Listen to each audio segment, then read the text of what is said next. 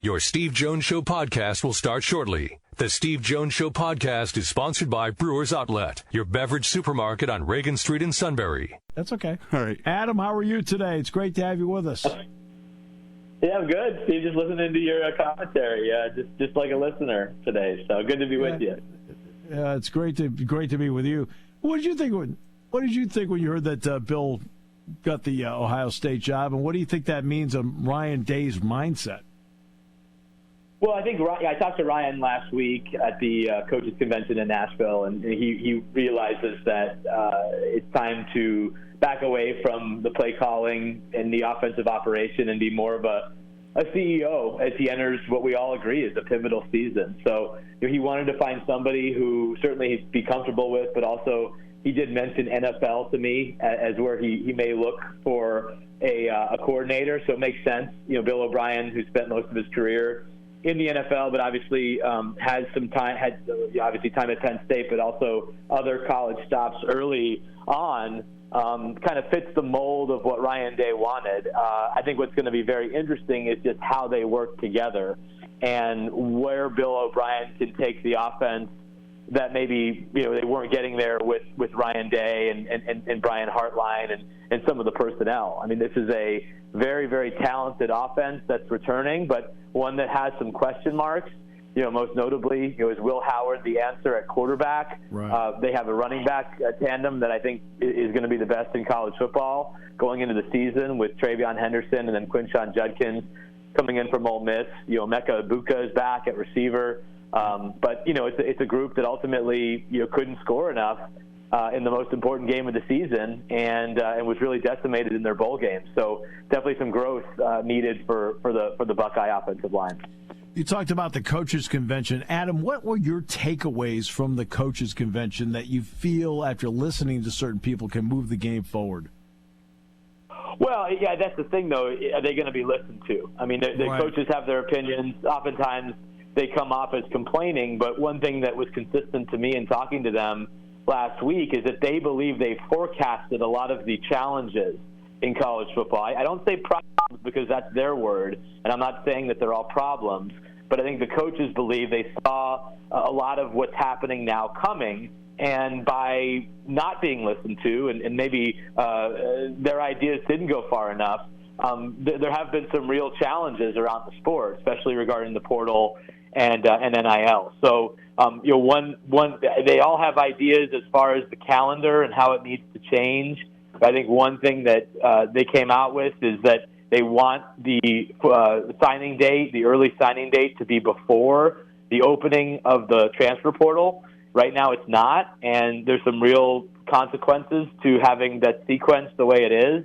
I think they think a 30-day total window for the portal is better than a 45-day window, but there's all sorts of ideas, Steve. I mean, a prominent Power 5 coach said his plan would be to get rid of the early signing date, but essentially make it that Wednesday, February, whatever it is, signing date would be open for a calendar year, beginning with high school juniors. So those who have completed their junior year could begin signing for a full calendar year until the February of their senior year. So that was a different idea I heard. And they're all over the place in terms of ideas, but there's certainly a desire to make changes to the way it is right now because it has been so hectic. Hypothetically, if they move the early signing period before the transfer portal open, could that lead to more firings in season? For sure. Although this year we did not see that a whole lot. Last year we saw a lot of early firings. Now I think part of that was circumstantial, and you had a number of coaches who were entering their seasons with very little chance to keep their job. Like a Clay Helton a couple of years ago, or last year, you looked at Scott Frost and Jeff Collins at Georgia Tech and Herm Edwards at Arizona State, Brian Harsin at Auburn.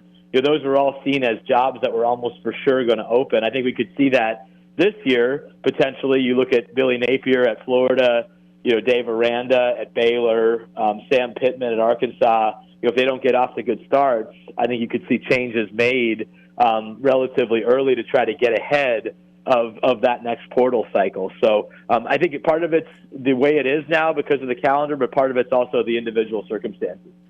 Charlie Baker made some interesting proposals before all of this happened, some of it dealing with NIL, others with the portal. Were any of those ideas discussed at the coaches' convention? And if so, what was the reception to at least the thought process?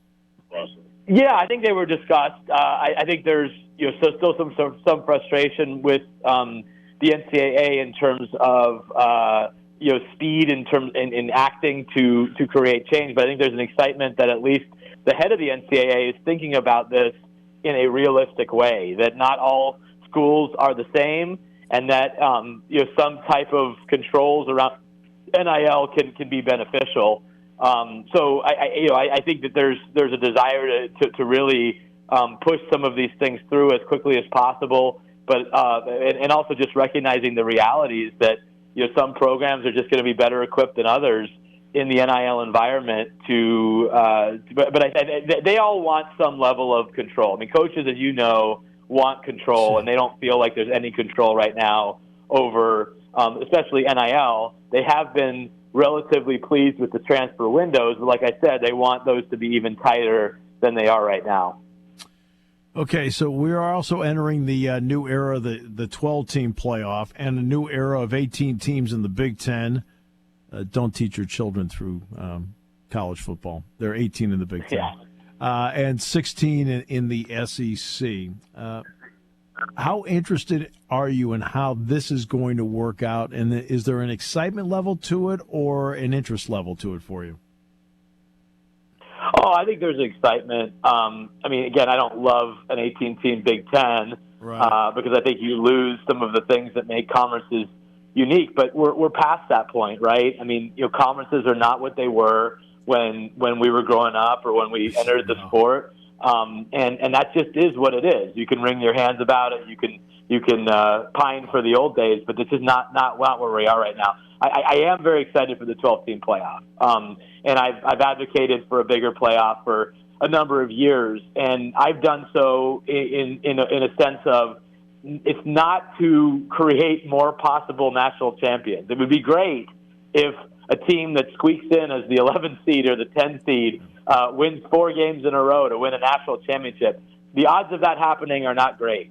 But the fact that those teams are going to be part of the CFP, and you're going to have games on campus, and you're going to have more inclusivity, and it's going to be a truly national playoff, those are all good things for the sport. That's how it exists in virtually every other sport but college football. And so that part of it is going to be really exciting. And I think it creates all sorts of interesting conversations like, what if Ryan Day loses to Michigan again but makes the college football playoff and wins a national title? How do you feel about him at that point, or reaches a national title game? How much more is that a barometer for Penn State that would have been in the college football playoff if it had been larger over the last 10 years or so, but hasn't made it yet at 4 teams? When is that the standard for James Franklin and Penn State in most seasons? I think there's a few programs that really should realistically expect to make the playoff every year, but there's a much larger group of programs that should anticipate at least having a chance to make the playoff every once in a while, or 2 out of every 5 years, or whatever you want to call a metric. So that part is really exciting to me. I mean, you can argue that year one, when Ohio State as a 4 beat Alabama as a 1, is the biggest upset in the 4-team playoff era. You can make that argument. One thing about, for example, USC's coming in Andy Enfield, but he coached at Florida Gulf Coast, and they beat Georgetown and San Diego State, got to the Sweet 16. Did they win the national title? No. How important do you think for the excitement level is that somewhere along the line, Air Force, for example, goes out and they beat a USC in round 1 for whatever reason? What would that mean to college football, just to even have that? Not Air Force winning it all, because they're not going to, but to even do something like that. Yeah, I mean, again, I think it's going to be really interesting to see how valuable home field is in that first round, or even how valuable not playing in your conference championship game could be in that first round, because you'd have extra time to rest and prepare for the game. So of those 4 first-round games, are those 4 home wins, or are those 3 home wins? Are we going to see some upsets? I mean, that's certainly exciting. But I think it's very unrealistic to expect anyone who's in that first round to run the table and win a national title. Not saying it can't happen, but it's a very difficult task to win, 4 postseason games in football in a relatively, you're talking about a month span. The first round of the playoff, I believe this next year is December 20th, and then the national championship game is January 20th. So you're talking about 4 games in a month span at the very highest level, traveling around the country. That's asking a lot. So my anticipation is that most of the national champions, and that's again what makes it exciting and why you want to be a top 4 seed, because your chances of winning a national championship go way up. Which brings us to the next part, and that is what happens with Florida State. These days, to be a writer or to come on shows like these, you have to somehow talk to somebody who has a legal background. So what is the grasp that you have to this point on Florida State versus the ACC? Right. Well, again, not surprised that Florida State was the first, ACC team that challenged the grant of rights openly and has made it very clear that it wants to explore its options outside of the league. I still think most of the legal interpretations are on the ACC side, namely that Florida State agreed to this grant of rights. Its representatives signed it back in 2016, and the ACC has that information. So it'll be fascinating to see, obviously, where the legal cases go, and how different judges interpret some of Florida State's arguments. I just don't think that it's realistic to expect Florida State to be in the ACC for 10 more years, or right. I guess we're looking at 12 more. You know how these things go. If you want to get divorced, you're really going to stay in a separation or an unhappy situation for 4, 8, 12 years. I just don't think that's going to happen. You saw it even with the Texas and Oklahoma moving out of the Big 12 earlier. I think you can typically get to a point where, again, an expensive point, but a point where the two sides can kind of go their separate ways. Right, and exactly. And Florida State not only signed it once, they signed it twice. That's what's interesting about this, because they signed that thing 2 different times along the way. When you look at the landscape of college football now, for the moment, TV contracts are settled except for the college football playoff contract. Outside of Florida State, is there the possibility of stabilization for at least a couple of years? Well, I think it's possible because the Big 12 is now set with who's going to be in that league. There obviously is a possibility that they look to add more from what's left of the Pac-12. That would obviously be Oregon State and Washington State, but I don't think any existing Big 10 or SEC teams are going anywhere. So all eyes, again, are on the ACC and to see where this thing goes, because, you're naive if you don't think Clemson is going to do the same thing as Florida State, and maybe North Carolina and Miami and Virginia and some of those other reported teams that are at least exploring this would follow suit. This is a copycat enterprise, a copycat landscape, and so that's where the attention is. But I don't sense that there's going to be other movement other than, if we can get to a point where there's this, football breakaway in a Super League, and these are the teams that are part of that, and it'll be fascinating to see, where that cutoff is. And if every existing Big Ten and SEC team is, essentially grandfathered into that league, or if there are cutoffs within those conferences, and if there are other teams that are outside of those 2 leagues that would be part of it. Obviously Clemson, Florida State, those types of programs would have to be part of a Super League, but who else makes it and who doesn't would be very interesting. Tim Murphy retired. You did a nice article about him.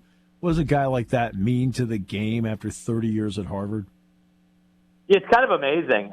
30 years at one program, and just reading about how Harvard had really not had much success for the previous 50, 60 years before he arrived, then started winning Ivy League titles and 10 Ivy League titles, tied for the most in history of that league, and certainly the number of 8+ win seasons, the record against Yale, certainly you talk about Nick Saban being the greatest coach in college football history. I think you could look at Tim Murphy, at least in modern Harvard history, given their realities, where they belong in the current college football landscape, is sort of being their greatest coach.